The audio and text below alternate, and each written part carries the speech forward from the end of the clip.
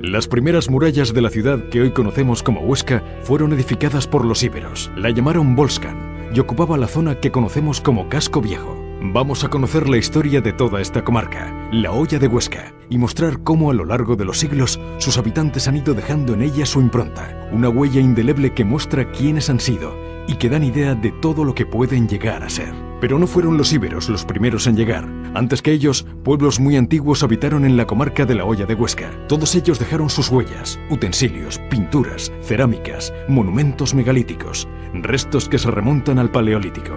No obstante, el instante más destacado de la Edad Antigua es el que sucede en el tiempo al apogeo íbero, la ocupación romana, cuando esta ciudad inicia su trazado urbano y recibe el nombre latino de Osca. Osca fue fundada por Quinto Sertorio, caballero romano del final de la República, en el siglo I a.C. Creó una célebre escuela a la que asistieron los hijos de las principales familias íberas. En memoria de esta escuela se le dio el nombre de Sertoriana a la Universidad Oscense, fundada en el siglo XIV. También acuñó moneda, reconocible por el jinete con lanza que con el tiempo pasó a formar parte del escudo de Huesca. Pero el vestigio más significativo de la época romana son sus obras públicas, las calzadas y acueductos que comunicaban poblaciones con nombres de números, como Nueno, Siétamo, Tierz y Quicena. Tras los romanos, los visigodos traen la Edad Media. De esta etapa data la organización del territorio por obispados, y en ella están los orígenes de los monasterios, cuya huella se mantuvo viva hasta convertirse en venerados eremitorios rupestres. Así llega la época musulmana, con notables castillos defensivos. Huesca, tomada hacia el año 714, será musulmana hasta la batalla de Alcoraz, en la que el rey Pedro I reconquista la ciudad. De este momento subsiste parte de la muralla que rodeaba la primitiva ciudad, visible sobre todo por el norte de la urbe. De este modo se entra en el siglo XI, periodo de esplendor del abadiado de Montearagón, también de las órdenes militares y de los nobles propietarios de la tierra. Todo ello mientras continúa la reconquista de territorio y poblaciones bajo el influjo musulmán. Centurias medievales que se prolongan hasta los últimos instantes del siglo XV, en las que sigue en disputa la posesión de la tierra, en las que conviven las culturas cristiana, musulmana y judía, y que vieron nacer la Universidad de Huesca por un decreto firmado por Pedro IV en 1354.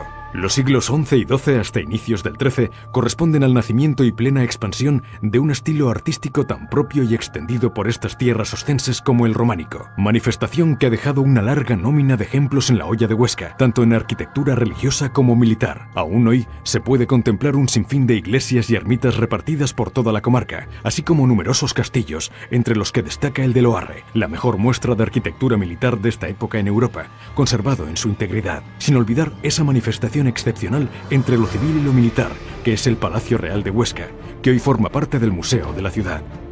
Pero se abre paso al siguiente periodo artístico, el gótico, del que la Hoya atesora buenas muestras, a cuya arquitectura se agrega un componente único y excepcional: los conjuntos de pintura mural francogótica de fines del XIII e inicios del XIV. A este conjunto de características únicas se añaden otros edificios de gran valor por el conjunto de sus componentes, entre los que sobresale la Catedral de Huesca. La torre de la iglesia de Loarre ya deja entrever un nuevo estilo, el Renacimiento. Ejemplos como la torre de la iglesia de Pertusa o la colegiata de Bolea con su retablo mayor.